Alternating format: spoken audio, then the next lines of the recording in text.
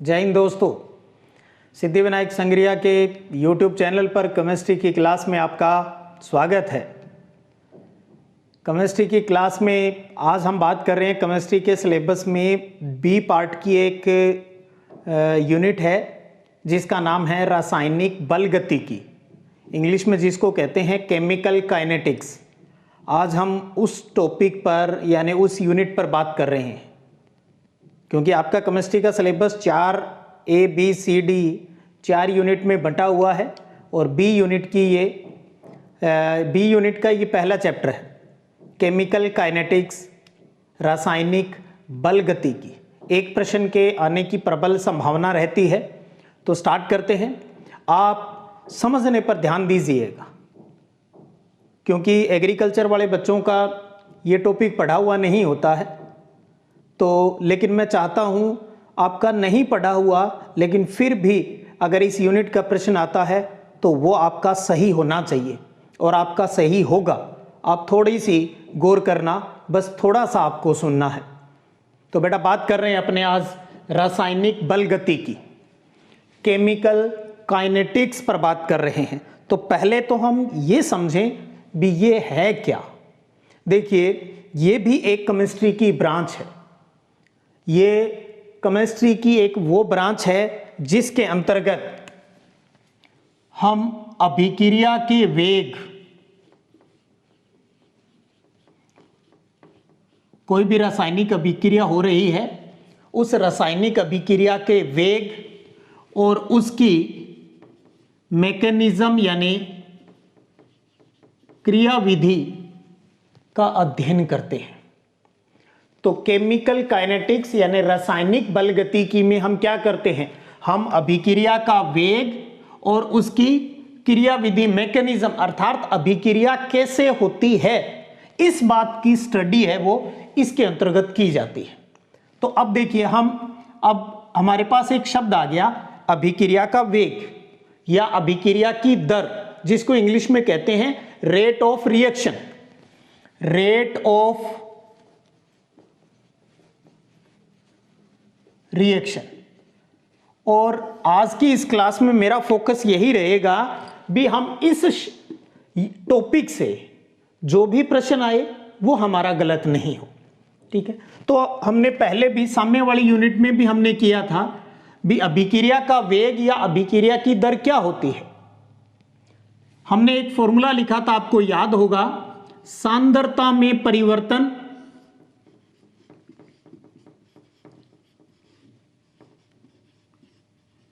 और बटा में इस परिवर्तन में होने वाला या इस परिवर्तन में लगने वाला समय। तो रेट ऑफ रिएक्शन क्या है, सांद्रता में परिवर्तन बटा में परिवर्तन में लगने वाला समय है, उसे कहते हैं रेट ऑफ रिएक्शन यानी अभिक्रिया का वेग। अब सांद्रता यानी मात्रा ऊपर है, सांद्रता को मैं C से लिख देता हूं। ठीक है, और सांद्रता को शो करने के लिए हम क्या लगाते हैं, बड़ा ब्रैकेट लगाते हैं। ठीक है, कोई चीज है C, उसकी सांद्रता यानी कंसंट्रेशन, उसकी मात्रा कितनी है, उसके लिए हमने बड़ा ब्रैकेट लगा दिया। ठीक है, फिर शब्द आ रहा है परिवर्तन। तो केमिस्ट्री में परिवर्तन के लिए लगाया जाता है त्रिभुज डेल्टा। बटा में परिवर्तन में लगा समय, तो परिवर्तन में लगा समय, समय को प्रदर्शित कर देते हैं T से। तो यानी सांद्रता किसकी, अभिकारक या उत्पाद की सांद्रता में परिवर्तन और बटा में परिवर्तन में लगा समय, उसको फॉर्मूले रूप में हमने लिख दिया डेल्टा C बटा डेल्टा T। अब इसी फॉर्मूले में एक चीज और हम कर देते हैं, मात्रक की बात भी कर लेते हैं। तो सांद्रता का मात्रक क्या होता है, सांद्रता का मात्रक होता है मोल प्रति लीटर, मोल प्रति लीटर, और बटा में समय, समय का मात्रक होता है सेकेंड। और इसी को, क्योंकि मोल प्रति लीटर प्रति सेकेंड है, तो मोल बटा लीटर है, तो लीटर कहां जाएगा, नीचे आ जाएगा। इसी बात को हम सिंपल तरीके से प्रतीक में मोल को हम लिख देते हैं M, लीटर को लिख देते हैं L, और सेकंड को लिख देते हैं टी या फिर SEC लिखा होता है, ठीक है। और मोल को अगर हम पूरा लिखना चाहें थोड़ा सा प्रतीक के रूप में तो MOL लिखते हैं। तो मोल ऊपर है तो इसलिए मोल तो एक ही है, बटा में लीटर है तो आप क्या कर देंगे L-1 और सेकंड के लिए -1। तो इसका मतलब हो गया जिसके हमने माइनस लगा दिया यानी वो बटा में है। तो अभिक्रिया के वेग की इकाई क्या होगी? मोल प्रति लीटर प्रति सेकंड। इस मात्रक का हम आगे इस्तेमाल भी करेंगे। तो मैं चाहता हूं भी यहां ये तो हम छोटी, ठीक है भी, इसको ये कहते हैं या ये इसके अंतर्गत आता है, ये भले ही हमने नहीं पढ़ा हो, लेकिन हमें ये पता है भी वेग, छोटी क्लास में जैसे आप चाल वेग पढ़ते रहे हो, दूरी बटा समय, तो यहां दूरी वाली बात क्या है? यहां हम सांद्रता की बात कर रहे हैं तो सांद्रता बटा समय भी, इकाई समय में कितना उसकी सांद्रता में परिवर्तन हुआ, 1 सेकंड में कितना परिवर्तन हुआ, 1 मिनट में कितना परिवर्तन हुआ, उसी को हम कहते हैं रेट ऑफ रिएक्शन। तो उसको बेटा लिखने का ये तरीका था जो मैंने आपके सामने लिखा है। अब जैसे हम एक समीकरण ले लेते हैं, एक अभिक्रिया ले लेते हैं, जैसे मैं कहूं A है वो B में बदला, मैंने A की अभिकारक लिया है, एक उत्पाद, ज्यादा लेना चाहेंगे तो A प्लस B लिख देंगे, इधर C प्लस D लिख देंगे। तो ये अभिकारक है जिसको हम क्या कहते हैं? रिएजेंट, इंग्लिश में बोलते हैं इसको रिएजेंट, और ये उत्पाद है जिसको हम कहते हैं प्रोडक्ट। तो A B में चेंज हो रहा है, तो हम शुरू में क्या लेते हैं? हम तो शुरू में अभिकारक ही लेते हैं, उत्पाद तो बनता है। अब इसी बात को हम गणितीय रूप से एक ग्राफ के माध्यम से समझते हैं, याद रखने के लिए नहीं मैं ग्राफ बना रहा, हम सांद्रता और समय की बात कर रहे हैं, तो क्यों न हम इस सांद्रता और समय में एक ग्राफ खींचकर, ये कंसंट्रेशन हुई और यहां पर T, ठीक है, ये 0, ठीक है। तो यहां सांद्रता शो हो रही है इसके ऊपर और इधर T समय शो कर रहे हैं। शुरू में हमने क्या लिया? अभिकारक। सपोज करें इतनी मात्रा हमने A की ले ली, ठीक है। तो धीरे धीरे क्या होगा, ये जो उत्पाद, ये जो अभिकारक है, अभिकारक किस में चेंज होना स्टार्ट हो जाएगा? उत्पाद में। तो अर्थात धीरे धीरे इस अभिकारक की मात्रा घटती जाएगी। किसकी बढ़ती जाएगी? B की। B शुरू में क्या है? 0 है ही नहीं, लेकिन जैसे जैसे A B में चेंज होगा B की मात्रा बढ़ती जाएगी। तो ये जो नीचे आ रहा है ये ग्राफ किसका शो हो रहा है? A का, अभिकारक का। अर्थात A अभिकारक की सांद्रता समय के साथ साथ क्या हो रही है? घटती जा रही है। जब A की सांद्रता मात्रा समय के साथ घट रही है तो हम इसको किससे शो करेंगे? नेगेटिव चिन्ह से। क्यों? क्योंकि समय के साथ इसकी मात्रा घट रही है। तो अभिकारक की सांद्रता को जब कभी हमें शो करना होगा तो उसके आगे माइनस लगा देंगे, और वो माइनस हमें क्या बताएगा? वो ये बताएगा भी समय के साथ इसकी मात्रा कम हो रही है। और B में क्या होगा? उत्पाद में, मतलब उत्पाद की मात्रा पहले 0 है लेकिन अभिकारक घटता जाएगा तो उत्पाद की मात्रा बढ़ती जाएगी। तो ये जो लाइन जा रही है ये किसको शो कर रही है? ये प्रोडक्ट। जैसे यहां हमने A और B अपना प्रोडक्ट है तो ये B का ग्राफ शो हो रहा है। तो क्योंकि इसकी मात्रा बढ़ रही है तो इसलिए हम इसको किस में शो करेंगे? पॉजिटिव में। क्यों?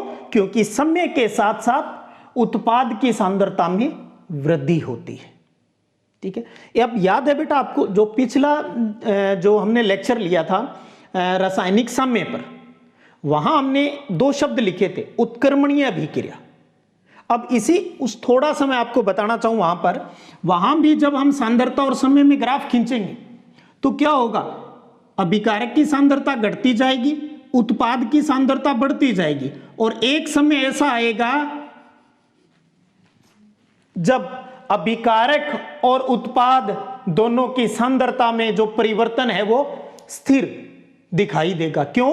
क्योंकि अग्र अभिक्रिया का वेग और पश्च अभिक्रिया का वेग बराबर हो जाता है। तो यही ग्राफ जब हम रासायनिक साम्य के लिए खींचते हैं, ये A की मात्रा शो हो रही है, ये B की, और ये यहां पर क्या हो गया? ये साम्य स्थापित हो गया। तो थोड़ा सा समझिएगा। तो वो ग्राफ तो किसके लिए है? उत्क्रमणीय अभिक्रिया रासायनिक साम्य के लिए। तो जब साम्य की बात आ जाएगी तो ये जो हमने घटाने और बढ़ाने की बात की है हमने मिला दिया। अगर यही उत्क्रमणीय अभिक्रिया होगी तो आगे जाके ग्राफ ऐसा हो जाएगा। ठीक है, तो अब वापिस हम वहीं आते हैं। तो ए अभिकारक की सांद्रता घट रही है, उत्पाद की सांद्रता बढ़ रही है। तो अभिकारक की सांद्रता समय के साथ घटती है, इसलिए उसे नेगेटिव चिन्ह से प्रदर्शित करते हैं। उत्पाद की सांद्रता समय के साथ बढ़ती है, इसलिए उसको धनात्मक चिन्ह से प्रदर्शित किया जाता है।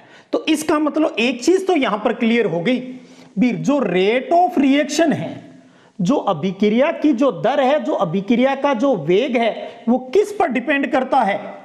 अभिकारकों की सांद्रता पर,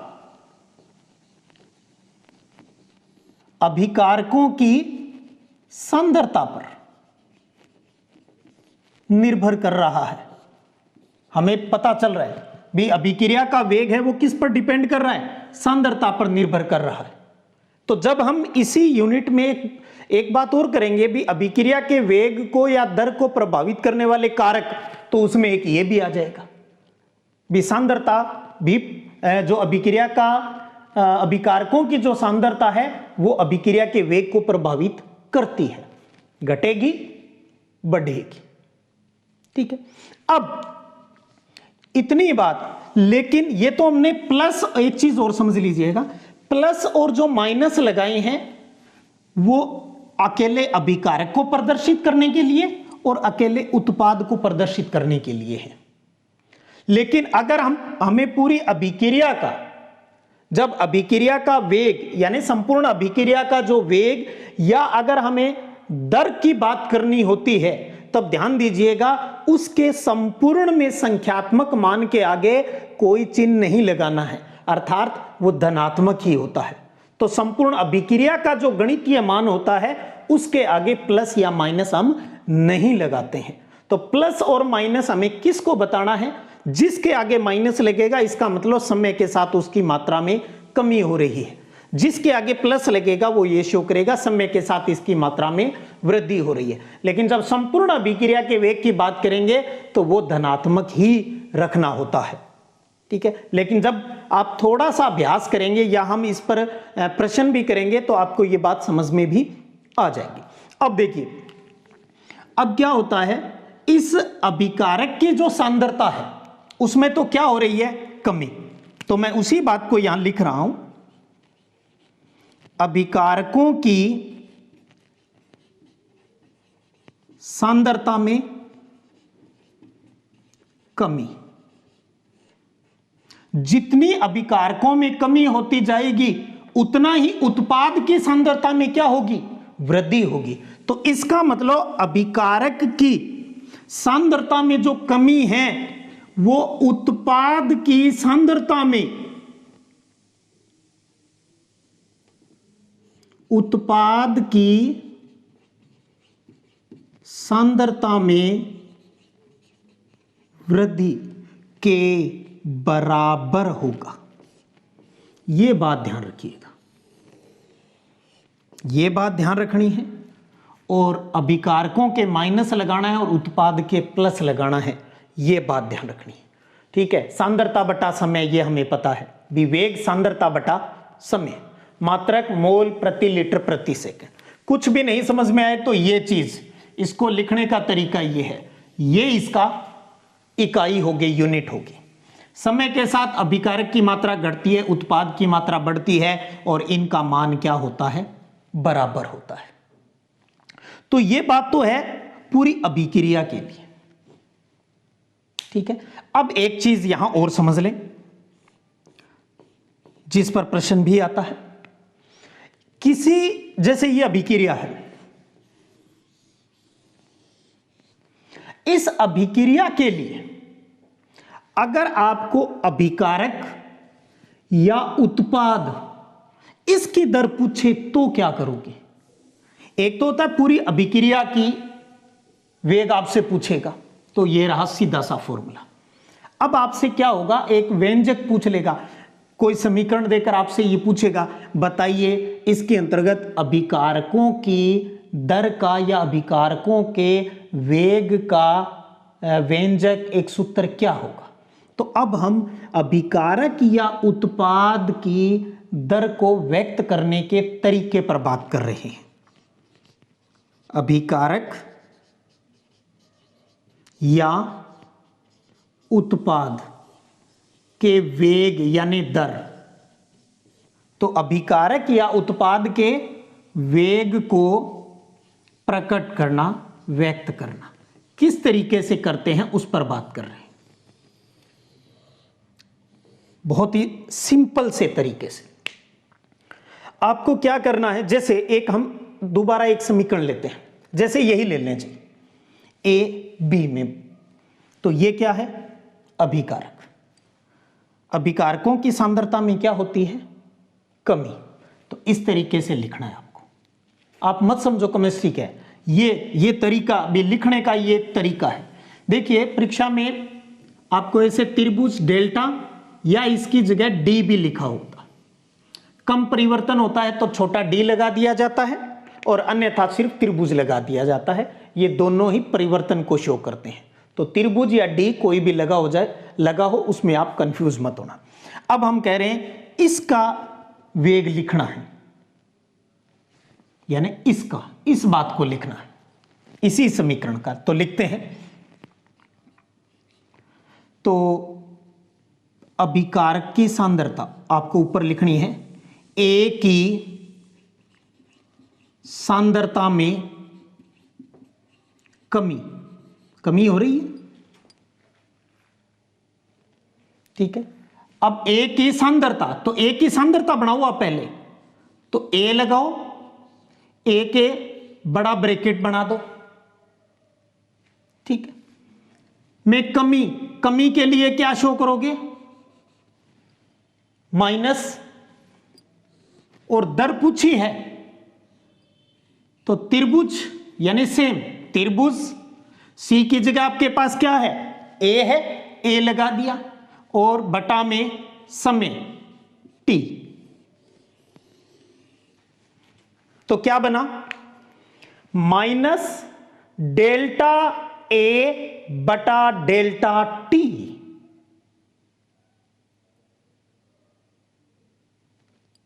अगर ये कहीं आपको नीचे दिखाई नहीं दे रहा है, कट गया हो तो मैं ऊपर लिख देता हूं। हमें इसकी दर को लिख रहे हैं, इसके हिसाब से लिखना है। आप कुछ मत समझे चाहिए, ऐसे समझ लें, इसके हिसाब से इस ए को लिखना है। तो त्रिभुज लगाएं, बड़ा ब्रैकेट लगाएं और जिसकी बात कर रहे हो उसको लिख दें, ब्रैकेट को बंद कर दें, बटा में त्रिभुज लगा के या डेल्टा या डी लगा के टी लगा दिया। समय के साथ क्या हो रहा है, इसकी मात्रा में कमी होती है यानी लुप्त होता है, आपको माइनस लगाना है बस। तो ये हो गया ए का व्यंजक हो गया ये। और हमने यहां क्या कहा है कि अभिक्रिया की सांद्रता में जो कमी ये जो हो रही है किसके बराबर है, उत्पाद की सांद्रता में वृद्धि के बराबर है। तो ये आंकड़ा किसके बराबर है, बराबर लगा दो, सेम उत्पाद वाली बात लिख दो। लेकिन अब क्या आएगा, प्लस लगा हुआ हो भी सकता है, नहीं लगा, इसका मतलब अंडरस्टूड है, प्लस है। तो आप क्या लगेंगे, त्रिभुज बड़ा ब्रैकेट बी बटा में डेल्टा टी। ये हो गया इन दोनों में संबंध। इस तरीके से लिखना होता है। अब देखिए यहां एक चीज अब आपको समझना है, मैं आपका प्रश्न गलत नहीं होने दूंगा इसको, बस आप इसको समझें, न समझ में आए तो भी देखें, लिखो आप अपनी कॉपी पर, गलत नहीं होने दूंगा आपका प्रश्न, क्लियर कट बात है ये, बस आप सुने। ये तो जो लिखे है ना मैंने, क्योंकि यहां पर ए कितना है, 1 है, बी कितना है, 1 है, तो यानी ए अभिकारक 1 है, उत्पाद भी 1 है, तो 1 के हिसाब से लिख दिया। एक तरीका और आपको ध्यान में रखना है, अगर यहां संख्या ज्यादा हो तो क्या करें? आपने तो जैसे a है तो a लिख दिया। अगर यहां पर 2a होता तो आपने तो जो बात लिखी है वो तो एक की लिखी है, सिर्फ a की, 2a की नहीं लिखी। तो यानी जब आपको याद हो, जब ये हम संतुलित करने के लिए जो संख्या लगाते हैं उन्हें क्या बोलते हैं? रस समीकरणमितीय गुणांक कहते हैं, स्टोकियोमेट्रिक। या सीधी सी कहें भी संतुलित करने के लिए जो आपने संख्या लगाई, आपको उसका भाग देना है इसमें, आपको उसका भाग देना है इसके अंतर्गत। अब मैं इस चीज को आप ध्यान दीजिएगा। एक चीज तो ये, जितने भी अभिकारक है उनकी मात्रा में कमी होगी, उत्पाद की सांद्रता में वृद्धि होगी और सारे आपस में क्या होंगे? बराबर होंगे। यह बात याद रखिएगा, ठीक है। ग्राफ से आपको समझ में आ गया होगा भी अभिकारक की मात्रा घटेगी, माइनस लगाना है, और उत्पाद के आगे प्लस लगाना है। ग्राफ न याद रखो, इतना ध्यान रख लेना भी जो चीज आपने मिलाई वो समय के साथ कम होगी, तो जो मिलाई उसके आगे माइनस लगाना है, जो बनता है उसके आगे प्लस लगाना है, ठीक है। अब मैं इसी बात को एक बार दोबारा इसको साफ करके यहां पर एक समीकरण के माध्यम से मैं इन्हीं तथ्यों को और क्लियर करता हूं। एक समीकरण लिख लेते हैं। अब पहले a और b लिखा था, अब हम डबल लिख लेते हैं। a प्लस b ये चेंज हो रहा है c प्लस d में, और अब इनका रेट ऑफ रिएक्शन लिख लेते हैं। अब ध्यान दीजिए, इधर दो अभिकारक है, दो उत्पाद है। जब हम एक एक की दर लिखेंगे तो इन दोनों के जितने अभिकारक है इनके टूटने की दर और इनके बनने की दर सब आपस में बराबर होगी। इसकी टूटने की दर, इसकी टूटने की, ये सारे यानी अभिकारक और उत्पाद सब बराबर में चलेंगे। इतना ध्यान रख लेना भी। इसको लिखना कैसे है, भाड़ में जाए या पहले क्या था, आपको ये जो तरीका है ना डेल्टा सी बटा डेल्टा टी, इसके हिसाब से देखना है बस। यानी ये चीज दी गई और 100% आपको प्रश्न देखते ही समझ में आ जाएगा भी हमें ऐसे करना होता है, क्योंकि मैं एग्रीकल्चर वाले बच्चों को ध्यान में रखकर ही ये टॉपिक करवा रहा हूं ताकि उन बच्चों का ये प्रश्न गलत नहीं हो। तो लिखते हैं अपने डेल्टा ए बटा डेल्टा टी। डेल्टा बड़ा ब्रैकेट सांद्रता को शो कर रहा है, डेल्टा टी, डेल्टा सी बटा डेल्टा टी, डेल्टा डी यानी त्रिभुज आपका बटा डेल्टा टी। ये सब बराबर हैं, सारे ही बराबर लगाने हैं आपको चिन्ह। ये भी कि जितने भी होंगे सबके बराबर लगाना है और अपना अपना का लिखना है। बस चिन्ह का ध्यान रख लेना है, जो अभिकारक जितने भी होंगे उनके आगे माइनस लगाना है, और जो उत्पाद हैं उनके आगे प्लस लगा हुआ भी हो सकता है और नहीं भी लगा हुआ। नहीं लगा हुआ है तो अंडरस्टूड है भी ये प्लस है, लेकिन माइनस वालों के जरूर लगा होगा। तो ये शो होता है भी अभिकारकों की सांद्रता और उत्पाद की सांद्रता सब आपस में ये इस तरीके से बराबर होती है, अपने अपने तरीके से, अपनी अपनी दर से। अब एक चीज यहां समझिए, अब इसी समीकरण को मैं दोबारा लिख रहा हूं, ठीक है, लेकिन तरीका बदल रहा हूं। ये इसका एक रूप, ये इसके दो रूप, जैसे a c प्लस डी। अब मैं कर देता हूं, इसके दो संख्या है, इसकी 3 है, इसकी 2 है, इसकी 1 ही है।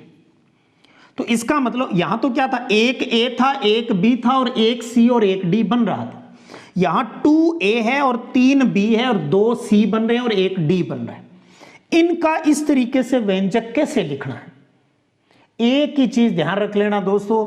ये जो मान आपने जैसे इस a का लिखा है ना, इसके बटा में ये संख्या लगानी है, और इस संख्या को क्या बोलते हैं, रस समीकरण मितीय स्टोकियोमेट्रिक गुणांक। संतुलित करने के लिए जो हम संख्या लगाते हैं इसको ये बोलते हैं। तो इसका इसमें भाग देना है, सीधी सी बात है, ठीक है। कैसे लिखोगे अब, तो पहले तो a वाला हिसाब से ही रखो, त्रिभुज बड़ा ब्रैकेट a लगा के ये लिख दो। इसको तो ऐसे ही रहने दिया करो, ताकि कंफ्यूजन नहीं हो। अब 2 है, उसको क्या करना है, ये रस समीकरणीय गुणांक है, यानी संतुलित करने के लिए लगाई गई संख्या है, इसको बटा में लगाना है। तो बटा के, जैसे 1/2 है, इसके बटा में कोई संख्या है 3, तो आपको गणित में सामान्य पता है, जिस बटा के नीचे कोई संख्या उसकी कुछ नहीं होता तो उसका मतलब 1 होता है। तो बटा के जब बटा होता है तो वो पलटी मार जाते हैं, तो क्या बन जाएगा, 1/2 गुणा 3/1, सॉरी 1/3, यानी जिसके नीचे कुछ नहीं, हमने 1 मान लिया, 1 ऊपर चला जाएगा, 3 नीचे आ जाएगा। तो ये तो सामान्य सी गणित हम छोटी क्लास में सीख रहे हैं। तो अब क्या होगा, इसके बटा में हमें इस संख्या का भाग देना है, तो बटा 2 आ जाएगा। चेंज करके लिखोगे तो 2 के नीचे कुछ नहीं है, तो 1 ऊपर चला जाएगा और नीचे 2 आ जाएगा। तो क्यों ना मैं ऐसे ही लिख दूं भी, आप 1 की सांद्रता का ये लिख दीजिए, सांद्रता बटा में समय, और जो भी संख्या यह है ना उसको बटा में लिख देना, सीधा सा समझो आप। 2 है तो 1/2, 3 है तो 1/3, और चिन्ह लगाना मत भूल जाना, सेम। तो इसका मतलब हमने इसका व्यंजक और इसके व्यंजक में फर्क क्या है, ये चीज गौर कर लो भी। इसके आगे 2 था तो हमने इसके आगे -1/2 और लगा दिया, माइनस तो लगा हुआ था, 1/2 कुछ नहीं लिखा है यहां, तो मतलब गुणा है, ठीक है, बराबर का बराबर, सेम वही। अब 3 आ गया और ये अभिकारक है, तो -1/3 डेल्टा B बटा डेल्टा T बराबर +1/2 डेल्टा C बटा डेल्टा T बराबर, अब यहां एक ही है तो लिखने की जरूरत नहीं, सीधा ही प्लस, जो ये मान था ये का यही, डेल्टा D बटा डेल्टा T। तो ये हो गया एक एक अभिकारक और उत्पाद का इस तरीके से व्यंजक लिखना। तो ये तो एक काल्पनिक समीकरण होगी। अब जैसे मैंने यहां 2, 3, 2 ऐसे लिखे हैं, यहां क्या हो सकता है, M1, M2, N1, N2 ऐसे भी हो सकता है। जैसे A + B C + D, इसका आगे लिख दे वो काल्पनिक मान ही, M1, M2, N1, N2। तो क्या करना है आपको, इसका मतलब सेम तरीका, माइनस अभिकारक है 1/M1, और फिर वही तरीका डेल्टा A बटा डेल्टा T बराबर बराबर बराबर लगाना है, -1/M2 डेल्टा B बटा डेल्टा T बराबर 1/N1 डेल्टा C बटा डेल्टा T बराबर 1/N2 डेल्टा D बटा डेल्टा T। इस तरीके से लिखना। आप मजे लो इस टॉपिक के, यूं नहीं है ये क्या डेल्टा फेल्टा, कुछ भी हो, प्रश्न आने की संभावना रहेगी, गलत नहीं होगा, बहुत ही इजी सा है। अब हम कोई एक समीकरण लिख के, आनंद आएगा आपको, और इस पर मैं आपके प्रैक्टिस भी करवाऊंगा प्रश्नों की, आपको टेंशन लेने की जरूरत नहीं, ठीक है। जैसे एक समीकरण लिख दूं, अमोनिया वाली लिख लेते हैं अपनी, जैसे समझने के लिए N2 + 3H2 2NH3, ये लिख दिया अपनों ने समीकरण। इसका रेट ऑफ रिएक्शन लिखना है, सबका अपना अपना, और ऐसे ही वहां ऑप्शन बने हुए आएंगे, जैसे ये एक ऑप्शन हो गया, ऐसे ही उल्टे पुल्टे प्लस माइनस करके 2 बना देगा, 3, 4 ऑप्शन बना देगा। आपको जो ध्यान देने वाली बात है, जब कोई संख्या नहीं लिखी हुई तो ये बटा वाला पंगा नहीं करना है, बाकी वही डेल्टा C बटा डेल्टा T। इसका अगर आपके दिमाग में सही है तो इसका मतलब टॉपिक कंप्लीट है अपना। फिर हम बाद में इसी टॉपिक पर अगले किसी और वीडियो में अपने इस पर प्रैक्टिस जरूर करेंगे, ठीक है। तो अब इसको लिखें अपनी, N2 अकेला है तो भैया त्रिभुज लगाना है और मोटा ब्रैकेट लगा के अंदर N2 लिख देना है, और बटा में त्रिभुज लगा के T लिख देना है, क्योंकि अभिकारक है, समय के साथ मात्रा घटेगी, माइनस जरूर टेक देइयो साथ में, संख्या कुछ लगाने की जरूरत नहीं क्योंकि बेचारे के पास कुछ है भी नहीं। तो इसके विलुप्त होने की दर, इसके घटने की दर और इसके भी घटने की दर, क्योंकि दोनों ही अभिकारक है, क्या लगाओगे पहले, -3 है तो क्या लिखोगे 1/3 डेल्टा ब्रैकेट में H2 बटा में डेल्टा T बराबर उत्पाद एक ही है प्लस 1/2 त्रिभुज NH3 बटा में डेल्टा टी। ये लीजिए हमने लिख दिया। तो आपको क्या लास्ट में फॉर्मूला निकल के क्या आ रहा है? अगर इस तरीके से, तो आप जैसे ये कोई भी समीकरण है, अगर जैसे संख्या लिखी हुई है तो ठीक है, नहीं हो तो भी कोई दिक्कत नहीं। आपको जैसे मैं इसके हिसाब से अपने बात कर ले,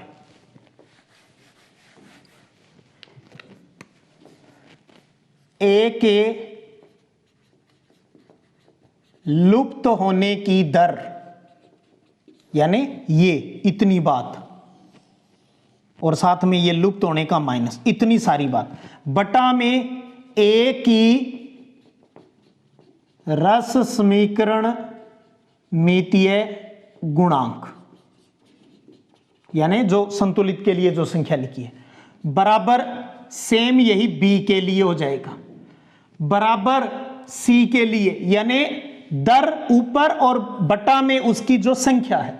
अगर यहां 1 है तो बटा में 1 लगाओगे, लिखने की जरूरत नहीं। यहां 2 था तो बटा में 2 लगाने के लिए हमने 1/2 कर दिया, क्योंकि इस पूरे के अगर बटा 2 लगाएंगे तो अगले चरण में पलटोगे तो यही आएगा। तो सीधी सी बात है, 2 का भाग मतलब 1/2, 3 का 1/3, 2 का 1/2। तो इस तरीके से आपको प्रश्न में क्या आएगा, आपके वहां पेपर में कोई समीकरण दी हुई होगी, चाहिए ऐसे ए बी की N2SO2 की किसी तरह की कोई समीकरण दे दे और वो आपको इस तरीके से लिखवाएगा। ये एक तो ये ध्यान रख लेना बराबर, बस अभिकारक के आगे माइनस लगेगा, उत्पाद के आगे प्लस लगेगा, और बहुत ही आसानी से आप इसको कर देंगे। तो आज आप पहले सिर्फ इतने पर माथा फोड़ी करें, कोई बात पकड़ो, कोई लड़ पकड़ो, अगर कोई फिर भी कोई दिक्कत हो तो आप कमेंट में डालिएगा, मैं और प्रयास करूंगा आपके लिए, गलत नहीं होने दूंगा आपका प्रश्न, हौसला रखिएगा। आगे मैं इन पर अभ्यास में आज की क्लास में नहीं कर रहा, क्योंकि मैं चाहता हूं पहले ये क्या किया है आज हम थोड़ा सा समझे। पहले कभी नहीं पढ़ा लेकिन आज अचानक पढ़ा, लेकिन है क्या, आप इसको केमिस्ट्री का टॉपिक नहीं मानकर बिल्कुल इजी वे में भी कोई चीज लिखी हुई है तो उसको लिखना कैसे है। अभिकारक के आगे माइनस लगाना है, उत्पाद के आगे प्लस लगाना है, कोई संख्या लिखी है तो उसको बटा कर देना है, बस। ठीक है, तो आप पढ़िए दोस्तों, अगली क्लास में हम फिर आगे बढ़ते हैं और 2-3 क्लास में अपना ये पूरी यूनिट हो जाएगी। 2-3 तरह के इसमें प्रश्न बनते हैं और एक प्रश्न 100% आएगा। ठीक है, तो पढ़ते रहिएगा, बढ़ते रहिएगा। जय हिंद।